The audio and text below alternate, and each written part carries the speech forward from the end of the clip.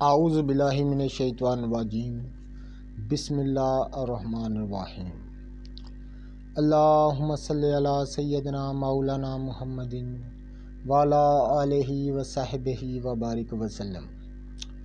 Programme حکمہ قدیم کا انسانی صحت پر فکر و فلسفہ کے ساتھ میں ہوں حکیم عامر شہزاد ڈسکا سے۔ ناظرین اکرام، میں آپ کی خدمت میں حکمہ قدیم کے اقوال، ان کے مال جاتی واقعات، ان کا مال جاتی رجحان اور ان کے حفظان صحت پر جو ان کا فکر و فلسفہ ہے وہ آپ کی خدمت میں لے کر حاضر ہوتا ہوں، تاکہ ہم سمجھ سکیں بیماریوں کی اقسام کو، ان کے علاج معالجے کو سمجھ سکیں۔ تو اس لیے میں بڑی محنت کے ساتھ یہ چیزیں آپ کی خدمت میں لے کر حاضر ہوتا ہوں۔ تو پچھلی کئی نشستوں میں نے بقرات کے اقوال، ان کے مختصر سی تفصیل، ان کی دوسرے کئی نامرتبہ جو ہیں ان کے اقوال، ان کے معالجاتی واقعات آپ کی خدمت میں لے کر حاضر ہوا ہوں کہ ان کے نزدیک امراض کو دفع کرنے کے لیے یہ تدبیریں تھیں، ہم ان کو جان سکیں۔ یعنی جو امراض کی دفع کرنے کے لیے تدبیریں تھیں ہم ان کو جان سکیں، اس لیے حکمہ قدیم کا جو مال جاتی رجحان ہے میں آپ کی خدمت میں لے کر حاضر ہوتا ہوں۔ لیکن بہت ساری باتیں جو ہیں ان کو سمجھنا پڑتا ہے، ان کے سمجھنے کے بغیر، ان کے جاننے کے بغیر، ان کا علم حاصل کرنے کے بغیر ہم نہ بیماریوں کو جان سکتے ہیں، نہ اس کے علاج معالجہ کو جان سکتے ہیں۔ ان کو دفع کرنے کی تدبیر ہم تب ہی اپنائیں گے جب ہم ان کے متعلق علم ہوگا۔ تو اگر علم نہیں تو ہم تدبیر کیسے کریں گے؟ تو ناظرین کرام، اس پر نفس کیا ہے؟ نفس نہ عرض ہے نہ مزاج ہے۔ یہ مشہور جو عرب کا فلسفی ہے علی بن ربن تبری، اس کی جو جلیل القدر تصنیف ہے فردوس الحکمت، اس میں اس نے اس کو تفصیل کے ساتھ لکھا ہے، اس پر لے کر آیا ہے وہ بقرات کا قول، اور وہ کہتا ہے کہ نفس نہ عرض ہے نہ مزاج ہے۔ یعنی نفس جو ہے نہ عرض ہے نہ مزاج ہے، نہ جسم ہے نہ وہ خلت ہے۔ یعنی عرض نفس جو ہے نا، اس کا معنی جان کے ہیں۔ ناظرین کرام، میں آپ کی خدمت میں عرض کر دوں کہ نفس جان کو کہتے ہیں۔ یہ ہمارے اندر جو جان ہے اس کو نفس کہتے ہیں۔ عرض کہتے ہیں زمین کو، یعنی عرض جو ہے وہ زمین کو کہتے ہیں، اور مزاج کہتے ہیں خلت کو، اخلاق کو مزاج کہتے ہیں۔ تو عرض سے یہاں مراد مٹی کی لی گئی ہے کہ یہ انسان جو مٹی کا مرکب ہے، مٹی سے بنایا گیا ہے۔ نفس جو ہے نہ وہ عرض ہے، یہ نہ وہ مٹی ہے، نہ وہ مزاج ہے، نہ وہ کوئی خلت ہے۔ تو ارسطو یہاں وہ علی بن ربن تبری جو ہے اپنے زمانے کا ایک بہت بڑا فلاسفر، ایک فاضل طبیب اور انتہائی گہری فکر والا انسان تھا۔ اس کے بے شمار واقعات ہیں علاج معالجے کے، اس کی گہری فکر تھی امراض کے دفع کے لیے، اور بہت بڑا وہ فلسفی تھا اپنے زمانے کا۔ تو اس نے بقرات کا قول یہاں نقل کیا ہے، وہ کہتا ہے نفس ناطقہ کا علم اعظم علوم ہے۔ یعنی نفس کے متعلق جاننا، اس نے کہا کہ نفس ناطقہ کا علم، یعنی علم کے معنی جاننے کے ہیں، کہ نفس کے متعلق جاننا اعظم علوم ہے۔ یعنی اس نفس کے متعلق جاننا ایک بہت بڑا علم ہے۔ جس نے نفس کو پہچان لیا، اس نے اپنی ذات کا علم حاصل کر لیا۔ یعنی جس نے نفس کو پہچان لیا، اس نے اپنی ذات کا علم حاصل کر لیا۔ جس نے اپنی ذات کی حقیقت کو سمجھ لیا، یعنی جس نے اپنی ذات کی حقیقت کو سمجھ لیا، یعنی ان چیزوں کو سمجھ لیا، اخلاق کو اور عرض کو، اس جسم کو اور اپنے نفس کو، ان چیزوں کو اپنی ذات، یہ ذات ہے، یاد رکھیے گا، ان چیزوں سے مراد ذات ہے۔ یعنی اپنا جسم، اپنے اخلاق جو اندر عناصر ہیں ان کو، اور اپنی نفس کو پہچان لیا، تو ذات کو حقیقت کو سمجھ لیا تو اس کو معرفت، اس نے یعنی معرفت خدا کو حاصل کر لیا۔ اگر انسان ان چیزوں کو پہچان لے تو بیماریاں تو نیچے رہ جاتی ہیں۔ ناظرین کرام ذرا غور سے سنیے گا، یہ بہت دقیق بات ہے، بہت مشکل چیزیں ہیں، لیکن ان کو سمجھنا پڑے گا۔ ان کے سمجھنے کے بغیر ہم جو ہیں وہ نہ تو اپنے مزاج کو جان سکتے ہیں، نہ اپنی بیماریوں کو جان سکتے ہیں، نہ ان کے متعلق کوئی تدبیر کر سکتے ہیں، نہ علاج معالجے کی کوئی تدبیر نہیں کر سکتے اگر ان کے متعلق علم نہیں تو۔ سب سے پہلے ان چیزوں کا علم ہمیں چاہیے، بعد میں ہم پھر ان کے متعلق کوئی تدبیر کریں گے، ان کو جان سکیں گے، پہچان سکیں گے۔ تو بقراط نے کہا کہ اگر وہ ان چیزوں کو جان لے، ان کے متعلق علم اس کو ہو جائے، ان کو چیزوں کو جان لے، تو اپنی ذات کو حقیقت کو سمجھ لیا تو اس نے معرفت خدا کو حاصل کر لیا۔ اس نے معرفت خدا کو پا لیا، اس کو حاصل ہو گئی۔ یعنی تین چیزوں کا علم، اپنے جسم کے متعلق، اپنے نفس کے متعلق، اور جو جسم کے اندر جوہر ہیں، خلاط جو ہیں، ان کو اگر انسان نے سمجھ لیا تو یہ بیماریاں تو بہت نیچے رہ جاتی ہیں نا، یہ تو زندگی کے سامان ہیں سب۔ تو اس نے اپنے پیدا کرنے والا جو خالق ہے اس کو پھر پہچان لیا، اس کی معرفت اس کو حاصل ہو جاتی ہے۔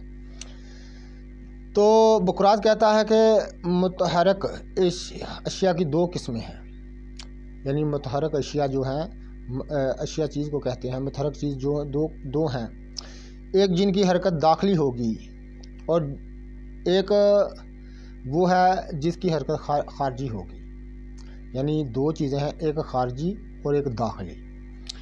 تو ان کی میں مزید تفصیل عرض کر دیتا ہوں۔ جن اشیاء کی حرکت داخلی ہے، آگ پانی ہے، یعنی وہ آگ ہے، پانی ہے، اور جن کی حرکت کسی کو حرکت دینے والے سے ہے، یعنی وہ پڑی ہیں، اگر کسی نے ان کو حرکت دیا تو وہ ہلیں، تو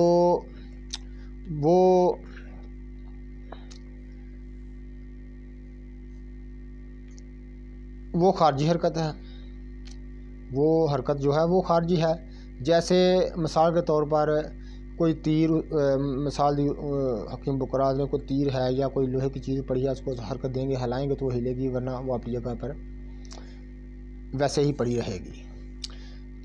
تو انسان کو حرکت دیتا ہے تو حرکت کرتے ہیں، ورنہ حرکت نہیں کرتے۔ ہم نے جو داخلی حرکت بیان کی ہے وہ حرکت ایک طرف کی ہوگی، جیسے آگ اور پانی کی حرکت، یا وہ حرکت مختلف سمتوں میں ہوگی جسے فلک انسانی حرکت یہ ایک طرح کی حرکت نہیں کرتے، بلکہ ان حرکتوں مختلف اطراف کی ہوتی ہیں۔ ان کی حرکت ذاتی نہیں ہوتی بلکہ ایک خارج کی چیز ہے۔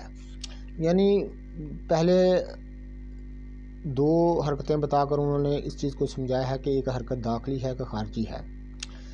تو انہیں کہا کہ جسم جو ہے یہ اپنے آپ نہیں ہلتا، اس کو کوئی چیز ہلاتی ہے، اس کی حرکت جو ہے وہ خارجی ہے، داخلی نہیں ہے۔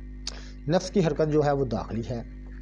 تو اس پر کئی لوگوں نے، یعنی کئی فلسفیوں نے اپنا غور و فکر کی، فلسفہ کہتے ہیں غور و فکر کرنے کو، کئی لوگوں نے غور و فکر کی، تو انہوں نے کہا آگے چل کے اس کی علی بن ربیع الطبری جو ہیں وہ اس کی تفصیل لکھتے ہیں۔ یہ بھی علم رکھتے ہیں کہ نفس جسم میں تدبیر و تحریک کرتا ہے، یعنی نفس جسم میں تدبیر و تحریک کرتا ہے۔ کوئی جسم صرف جسم ہونے کی وجہ سے متحرک نہیں ہوتا، یعنی کوئی جسم ہونے کی وجہ سے متحرک نہیں ہوتا، یعنی کوئی جسم، اس کی خاصیت یہ ہے کہ وہ جسم ہو تو متحرک ہو، یہ ناممکن ہے۔ مگر ایسا نہیں ہے۔ اگر نفس کو عرض تسلیم کر لیں، اگر نفس کو جسم تسلیم کر لیں، عرض تسلیم کر لیں، تو یہ لازم آئے گا کہ عرض جوہر کی تدبیر کرتا ہے، یعنی پھر یہ لازم آئے گا کہ عرض جو ہے وہ جوہر کی تدبیر کرتا ہے، وہ تدبیر کرتے ہیں، وہ تدبیر کرتا ہے، یہ ناممکن ہے۔ عرض جوہر کی تدبیر کرے اس لیے کہ جوہر عرض کے مدبر ہے، یعنی جوہر جو ہے وہ عرض کے مدبر ہیں، یعنی عرض کی تدبیر کرتے ہیں. عرض جو ہے وہ جوہر کی تدبیر نہیں کرتا، یہ ان کا سمجھانا ہے. اس سے یہ ثابت ہو گیا کہ نفس جوہر ہے، عرض نہیں ہے. یعنی اس سے وہ دلیل دیتے ہیں یہ اس بات کی کہ نفس جو ہے وہ جوہر ہے، ایک جوہر ہے، تو عرض نہیں ہے. یعنی یہ خاکی چیز نہیں ہے، یہ مٹی نہیں ہے. تو آگے چل کے وہ کہتے ہیں کچھ فلاسفر کا گمان ہے کہ نفس آگ یا ہوا ہے. یعنی وہ کہتے کچھ فلسفی لوگ کہتے ہیں کہ نفس جو آگ ہے یا ہوا ہے.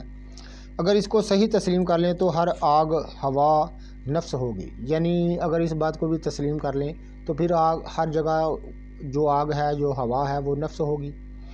تو ہر جسم میں آگ یا ہوا ہوتی ہے تو ہر جسم ذی نفس ہوگا.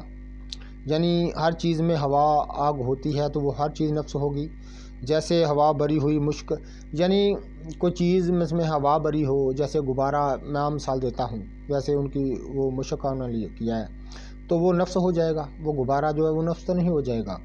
تو اس طرح بھی ذیل نفس تسلیم کر، یعنی پھر ان چیزوں کو نفس تسلیم کرنا پڑے گا. آگے جا کر مزید علی بن ربن تبری کہتا ہے کہ نفس جسم نہیں ہے.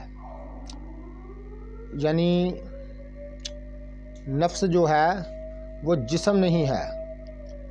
اگر نفس کو جسم تسلیم کر لیں تو یہ لازم آئے گا کہ یہ بعض جسم نفس ناطقہ متحرکہ ہیں اور بعض جسم مردہ ہیں.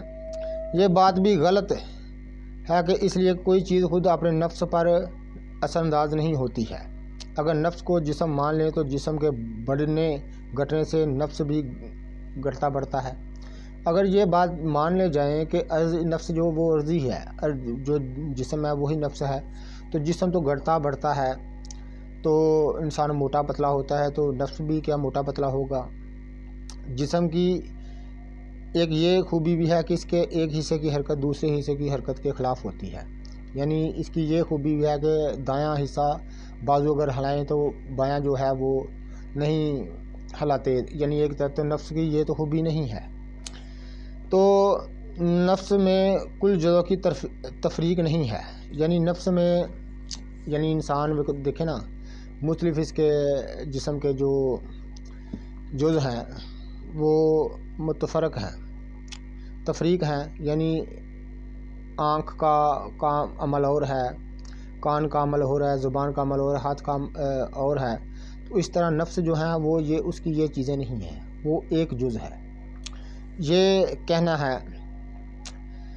تو کوئی جسم حرکت دینے والے کے بغیر حرکت نہیں کرتا. جس کی مدبر یا متحرک دو چیزیں ہوگی، دو حال سے خالی نہیں، وہ نفس ہوگی یا جسم. اگر اس کو جسم کہیں تو یہ ماننا پڑے گا کہ جسم کی جسم تدبیر کرتا ہے. یعنی پھر اگر ان چیزوں کو اگر مان لیں تو پھر یہ ماننا پڑے گا کہ جسم ہی جسم کی تدبیر کرتا ہے. یہ محال ہے، یہ ناممکن ہے. محال کا معنی ناممکن ہے، کیونکہ مردہ مردے کو حرکت نہیں دے سکتا. یعنی اگر دو جگہ کہیں مردے پڑے ہوں، ایک جگہ پر دو اکٹھے مردے پڑے ہوں، تو ایک مردہ دوسرے کو حرکت نہیں دے سکتا، کیونکہ اس میں نفس نہیں ہے، اس میں جان نہیں ہے. تو وہ مردہ ہے تو وہ اس کو حرکت کیسے دے گا. تو ثابت ہوا جسم کا مدبر جسم نہیں ہے بلکہ نفس ہے. یعنی جسم کا مدبر مدبر کا معنی تدبیر کرنا ہے. تو جسم کا مدبر جسم نہیں ہے، جسم کا مدبر نفس ہے. تو مزید آگے جا کے علی بن ربن تبری کہتے ہیں کہ ان فلسفیوں پر حجت قائم کی جن کا کہنا ہے کہ وہ کہتے ہیں میں نے ان فلسفیوں پر حجت قائم کی جن کا کہنا ہے کہ نفس مزاجات میں سے ایک مزاج ہے.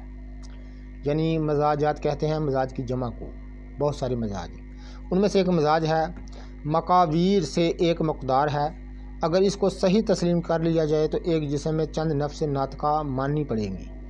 یعنی اس نے کہا کہ پھر ایک جسم میں بہت سارے نفس ماننے پڑیں گے. اگر ان کی اس بات کو بھی ہم مان لیں کہ بہت سارے جو ایک جسم میں نفس ہیں، بہت ساری مزاج جو ہیں وہی نفس ہیں، تو پھر ایک جسم میں بہت سارے نفس ماننے پڑیں گے، کیونکہ مزاج تو مختلف ہیں انسان کے اندر. تو اس سے یہ ثابت ہوتا ہے کہ جسم جو ہے وہ مقاویر نہیں ہے، یعنی نفس مقاویر نہیں ہے. ہمارے اعضاء کی مقاویر بہت ہیں تو ہر ایک کے لیے ایک مقدار ماننی پڑے گی. جس چیز کا کوئی نہ کوئی مزاج ہے تو اس کا نفس ناطق بھی ہے، حالانکہ ایسا نہیں ہے. تو یہ بات ثابت ہوگی کہ ہر ذی مزاج کے لیے علیحدہ نفس نہیں ہے. یعنی ہر مزاج کے لیے، ہر انسان کے لیے، یعنی اس کے اندر بہت سارے مزاج ہیں، تو بہت سارے نفس تو نہیں ہیں، نفس تو ایک ہے، جان ایک ہے۔ نفس کا جسم کے لیے وہی مقام ہے جو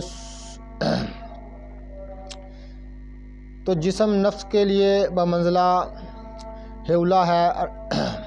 اس پر آگے وہ قول لے کر آتے ہیں رستو کا۔ رستو نے ان فلاسفہ کی ترویج بھی کی ہے کہ جن کا قول یہ ہے کہ نفس ناطقہ اجسام کے ساتھ ملا ہوا ہے، یعنی کچھ فلسفیوں کا خیال ہے کہ نفس جو ہے وہ انسان کے جسم کے ساتھ ملا ہوا ہے، اس میں اپنا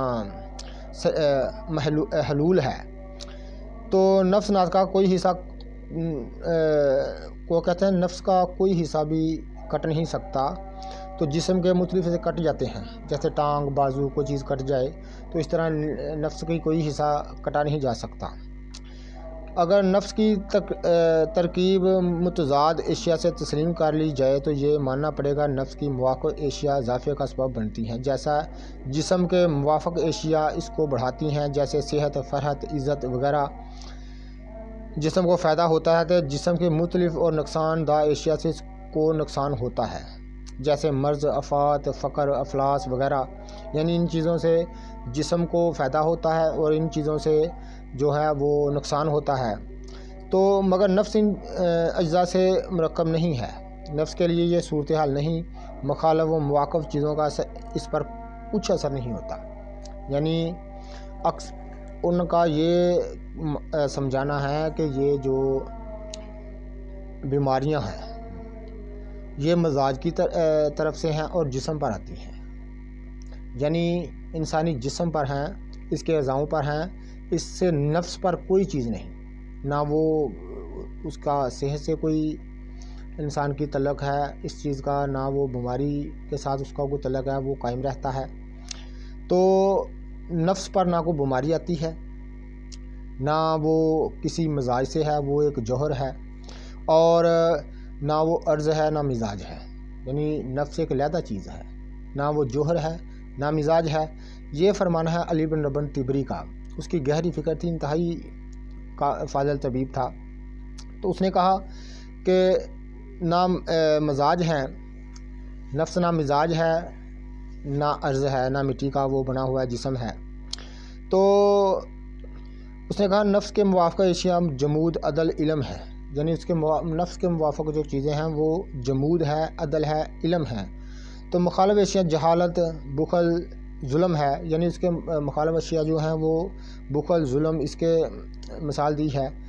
تو آگے چل کر وہ کہتا ہے کہ نفس جسم سے جدا ہو کر خراب نہیں ہوتا، یعنی نفس جسم سے جدا ہو کر خراب نہیں ہوتا، لیکن جسم نفس سے جدا ہو کر گل سڑ جاتا ہے، یعنی نفس جسم سے جدا ہو کر خراب نہیں ہوتا، لیکن جب نفس جدا ہوتا ہے تو جسم سڑ گل جاتا ہے، انسان کو موت آ جاتی ہے، تو نفس جو ہے وہ علیحدہ ہو جاتا ہے تو جسم گڑ سل جاتا ہے مٹی کے نیچے۔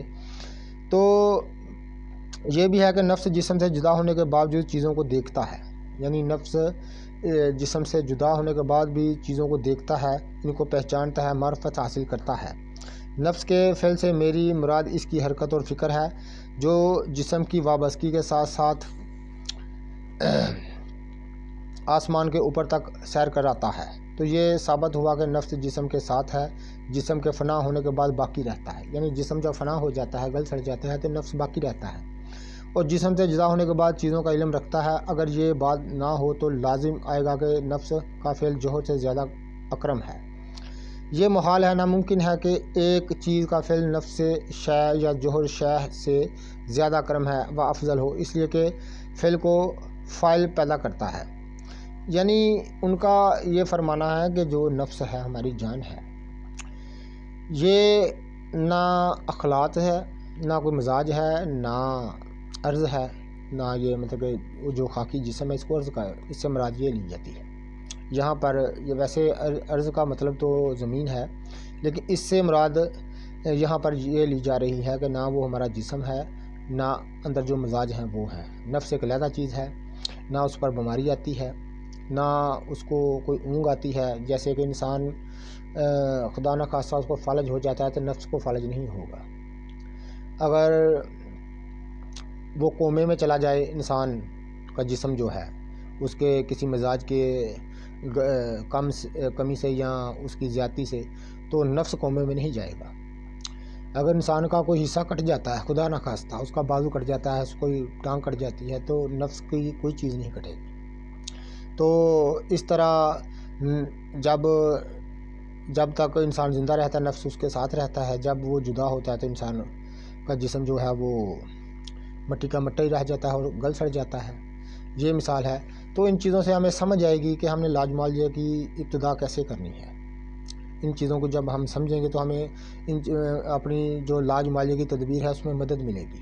تو انشاءاللہ تعالیٰ مزید ویڈیو میں آپ کی خدمت میں لے کر آؤں گا انشاءاللہ تعالیٰ، انہی حکمہ قدیم کی گہری فکر کے ساتھ، جو انہوں نے فرمان ان کے ملفوظات ہیں حفظان صحت پر، ان چیزوں پر۔ جب تک ہم ان چیزوں کو نہیں سمجھیں گے، ان کو قانون کو نہیں سمجھیں گے، تو ہم کوئی بھی علاج معالجے کی تدبیر نہیں کر سکتے۔ جب ہمیں اپنے بیماریوں کے متعلق آگاہی نہیں، علم ہی نہیں، جب ہمیں ان چیزوں کا علم ہی نہیں، یعنی ہم ان چیزوں کو جانتے نہیں، تو ہم تدبیر کیسے کریں گے؟ جب ہمیں ان چیزوں کا پتہ چل جائے گا کہ یہ چیزیں ہیں کیا، تو پھر ہم تدبیر کریں گے اور انشاءاللہ وہ کامیاب ہوگی۔ یعنی کوئی علاج معالجہ کریں گے، وہ غذا کا انتخاب کریں گے یا کسی دوا کا انتخاب کریں گے اپنے امراض کے دفع کے لیے، یا اپنے کسی عزیز و قارب کے امراض کو دفع کے لیے، تو پھر کامیاب ہوگی نا۔ تو جب تک ہم ان چیزوں کو نہیں سمجھیں گے تو میرا دوست یہ چیزیں سمجھ نہیں آئیں گی۔ اس لیے وہ جو خبیث امراض ہیں ان پر بھی وہ بڑی مہارت رکھتے تھے، معمولی غذاؤں سے ان کا علاج کر دیتے تھے، اس لیے کر لیتے تھے کہ وہ ان چیزوں پر مہارت رکھتے تھے، ان چیزوں کو انہیں مکمل علم تھا، وہ ان چیزوں کو جانتے تھے، تو اس لیے وہ ہر چیز پر، یعنی امراض کی کلیات پر ان کو مکمل عبور حاصل تھا۔ تو ہمیں ان چیزوں سے جاننا پڑے گا، ان چیزوں کو سمجھنا پڑے گا، تاکہ ہمیں آگاہی ملے، جانکاری ملے، ہم ان کو جانیں، تو تب ہم جا کے کوئی تدبیر کریں گے تو وہ کامیاب ہوگی۔ تو جب ہم جانیں گے نہیں تو ہمیں کچھ حاصل نہیں ہوگا۔ جب ہم اپنے جسم کے متعلق، اپنے مزاج کے متعلق سب کچھ جانیں گے، تو اپنے اعضاؤں کے متعلق جانیں گے، تو نفس کے متعلق جانیں گے، تو تب جا کے ہمیں یہ سب چیزوں سے فیض حاصل ہوگا۔ تو ناظرین کرام، مزید انشاءاللہ تعالیٰ میں ویڈیو آپ کے لیے لے کے آؤں گا، دلچسپ اور مزید بیماریوں کی جو تفصیل ہے وہ لے کر آؤں گا، ان کا علاج معالجہ لے کر آؤں گا، اور ان حکمہ قدیم کی گہری فکر کے ساتھ۔ تو میرا چینل سبسکرائب کر دیں، بیل آئیکن کو دبا دیں، تاکہ ہر نئی آنے والی ویڈیو کا نوٹیفیکیشن آپ کو ملتا رہے۔ تو ناظرین کرام، ہم جو عالمگیر اس وقت بیماریاں ہیں ان پر کلی گفتگو کریں گے انشاءاللہ تعالیٰ حکمہ قدیم کی گہری فکر کے ساتھ۔ تو انشاءاللہ تعالیٰ یہ سب آپ کو بتائیں گے کہ یہ چیزیں ہیں کیا۔ تو انشاءاللہ تعالیٰ میرے چینل کو سبسکرائب کر دیں، بیل آئیکن کو دبا دیں، تاکہ ہر نئی آنے والی ویڈیو نوٹیفیکیشن آپ کو ملتا رہے۔ تو انشاءاللہ تعالیٰ مزید دلچسپ ویڈیو میں آپ کی خدمت میں لے کر آؤں گا، حکمہ قدیم کے جو گہری فکر ہے، اور اس طرح کی معلوماتی چیزیں میں آپ کی خدمت میں لے کر آؤں گا، تاکہ میں اور آپ سمجھ سکیں گے یہ چیزیں ہیں کیا۔ تو انشاءاللہ تعالیٰ اگلی نشست میں آپ کو اخلاق کی اور چیزیں اور جسم کے متعلق اور علم اور نفس کے بارے میں انشاءاللہ تعالیٰ مزید ویڈیو میں آپ کی خدمت میں لے کر آؤں گا۔ اللہ حافظ۔